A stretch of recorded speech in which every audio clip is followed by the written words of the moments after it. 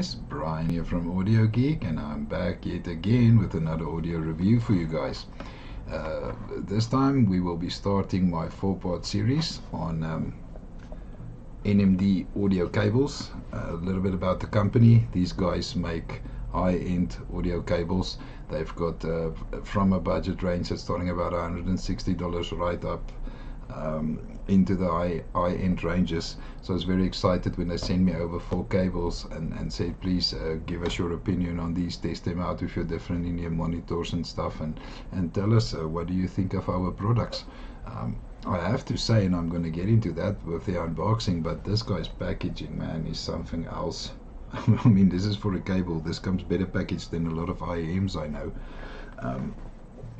Package took very quickly to get to me. I think it was 2.5 weeks it reached me, and Murphy's a really cool guy to deal with. If you guys want, check out Murphy Lee on Facebook. He's a real cool guy. He loves talking about cables and business, and if you've got any technical questions, he's right there to answer for you. So yeah, I'm super stoked to start this series, and let's hop on right over to the unboxing, guys.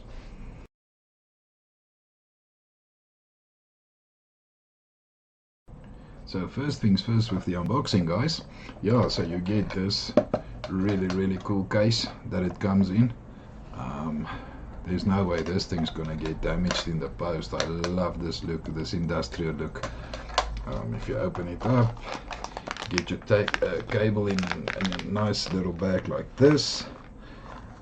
Next you have this carrying tin that you can carry it in.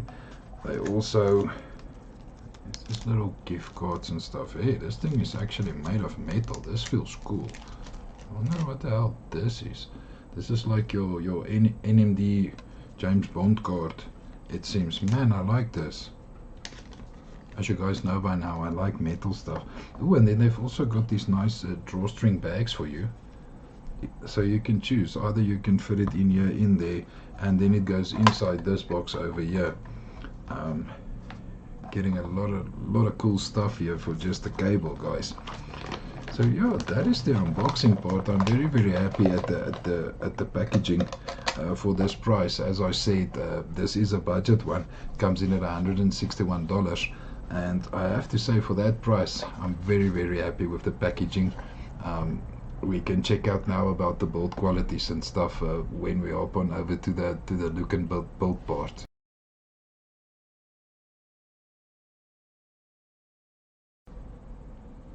You could immediately see my face when I started to talking about the build quality now, because you guys know me, I always complain about thin, flimsy cables. It comes with 95% of all IEMs, and luckily when you get into this cable upgrade business, then those cables are normally thicker. So the first thing I can tell you, it's a nice thick cable, guys. It coils beautifully. This is also one thing you'll hear me say a lot of times. A cable coils. It coils around your hand, it coils around your ears very nicely. Now what happens is with normal cables, when I say normal cables, I mean cheaper cables, is they go hard very quickly. Especially with budget types of earphones, they go hard. Here in the South African climate, it's maximum tops 3 months, then they go hard. So I use aftermarket cables with most of my IEMs. That is on the more budget range. The more expensive ones obviously comes with better cables, although I've seen $200 cables, $200 IEMs that comes with shitty cables. So yeah, the connectors looks really nice. Also a nice chin slider in here for you. The connector, it's a 4.4 balanced.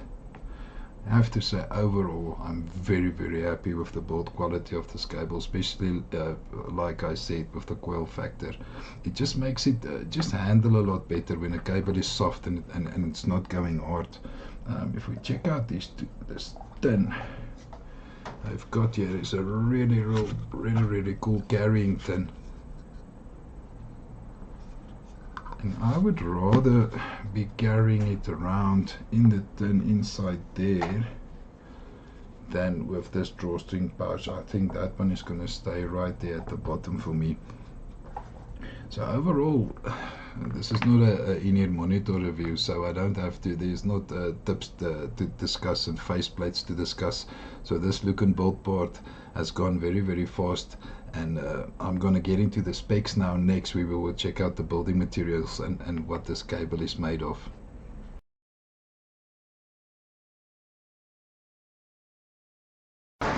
If we check out the connectivity on the Nova, I chose mine in a 4.4 balanced. You also get them in 3.5 and then also a 2.5, but 2.5, I mean my Aston & Kern DAC still uses 2.5 balance, so if there is a specific IEM that I know I'm just going to be using with that specific DAC, then I will definitely choose a 2.5 millimeter balance connection, but for everything else, if I do have a 4.4 and I want to hook it up to the Aston & Kern, I've got this nice 2.5 to 4.4 millimeter converter cable. Now for me a cable is better because it takes the, if you get one that plugs in here on your tap, there's a lot of on your port, you will get a lot of extra strain there, whereas if there's a cable, the strain's going to come here, and if it's laying flat on the table or something, it's not going to pull on your ports and damage those. So like I said, mine is 4.4 balanced. I'm obviously going to be using it with all my DAPs and all my DAC amps, which has got a 4.4 mil, and then also my desktop headphone amplifiers. I will be checking out this cable and putting it through its paces.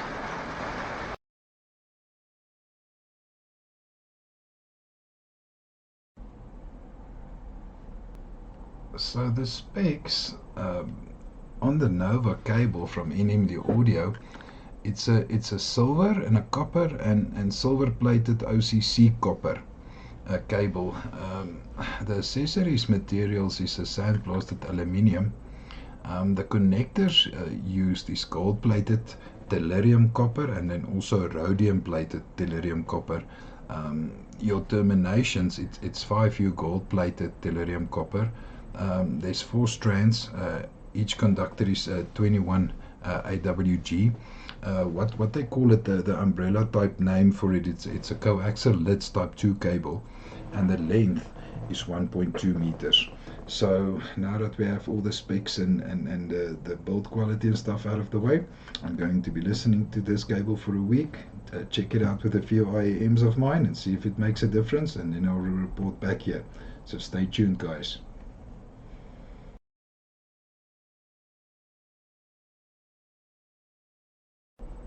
And I am back with my sound impressions on the NMD Nova cable. Before I start this, I see a lot of reviewer friends of mine on Facebook. I see sometimes they make posts and then they state they will not review a cable. I don't know if these guys are scared to tell the people that cables make a difference, but it's an age-old debate in audio if indeed cable makes a difference. Now, my personal experience with cables is when I had my stereo setups in my listening room, I used to agree with Peter Walker from Quad Electronics. What he said was that the best cables are those that conduct electricity. So I had my stereo setups, and yeah, I did do the oxygen-free cables and all of that stuff, but I could never really hear a difference on a set of speakers.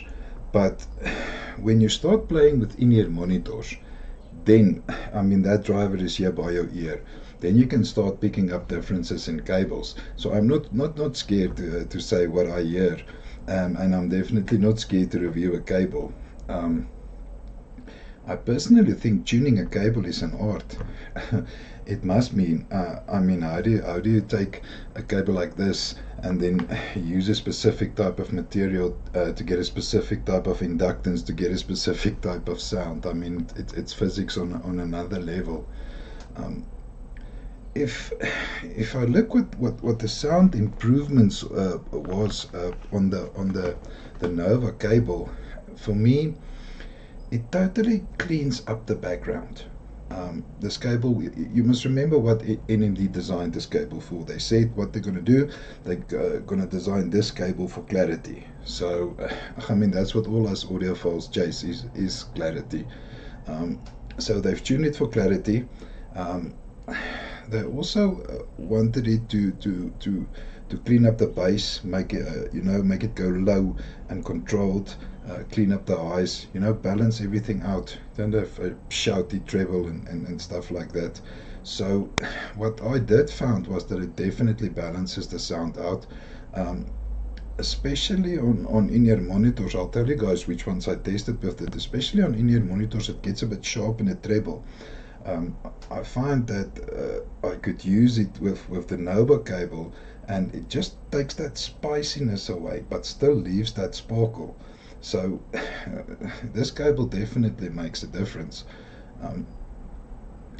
It leans more to the technicality side because it tries to give you clarity. So you've got clarity, and then on this side you've got your musicality and warmth.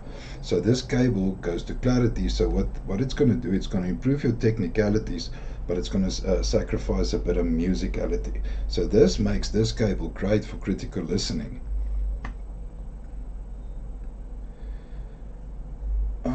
On the instrument separation, the nice thing about this is because it improves the instrument separation, because it improves the technicalities, backup instruments, and I'm not talking about big guitars and drums, I'm talking about the little backup instruments, sounded much more prominent and in their own space and time, which tells me that this cable definitely leans towards technicalities. Even the vocals, man, the mids and the vocals was something that also improved a lot. You'll get an IEM, and then the male vocals sounds a bit recessed, and the female vocals, because it'll be a V-shaped signature, then the female vocals will always be a bit boosted and sound a bit better, and the male vocals will sound a bit muffled. So because this cable balances things out, and because it works on the clarity, this is a really good cable if you're a vocal lover, guys. So I tested it by starting with this Hydus MK10. My review on it is up. Man, that's a clear sounding IEM. This thing took it from a clear sounding IEM to one of the best IEMs for vocals. Man, you will not believe how the vocal sounds on the MK10. What it couldn't do is it couldn't lift the bass up, no matter what I tried. If you really want bass there, guys, I think you're gonna have to do a bass boost or an equalizer or something. And that's something that I don't normally do. I don't like to play with equalizers. I'll do tuning nozzles and switches, but I don't like to play with digital equalizers. Yeah, that Hydus cable sucks anyway. If you do have that MK10, that's the most beautiful head shell for me this year. It's heavy, it's nice. Get yourself this cable to go with it, and that'll be a very nice upgrade for the MK10. With the Ear Acoustic Audio STA high-end Max, which is a 2 dynamic driver unit, it does have a bit, to me it's a W shape, but it's tuned for a V shape. To me it sounds a little bit W shaped, but that treble can get very spicy, and this cable just toned it down. It toned it down. It leaves the treble high, but it takes all that sharpness around the treble away, and just leaving this clear, nice treble, nice sparkle. It opened up the mids as well. For me, that STA iron was a bit weak in the mids, and it did, because it balances stuff out, it did bring up the mids a bit, which sounded very nice. On the Leshure DX1, man, that thing is a balanced monster. I mean, if you check that thing's graph, the Leshure tuned that thing really balanced. And when you go and add a balanced cable, it is as if this cable was made for that Leshure. Also, the cable color goes very, very nice with that metal. This cable goes nice with any metal type of shell. The ear acoustic audio, which is I have on here now. As you can see, it's also a metal shiny shell, and it really, really goes nicely together. Electronic guitars and stuff like that, man. You know, if you're a person who likes those high electronic guitar riffs, sometimes when your treble is shouty, you will get ear piercing. It will pierce your ears. So you want it to still go very, very loud, but without hurting your ears. And because this cable helps with clarity and to balance things out, this is perfect for those IEMs that you want to tame a bit. All in all, man, this is a phenomenal sounding little cable. I'm very, very impressed. I listened to it for a week, and yeah, all that is left now for me is to go over to our conclusion.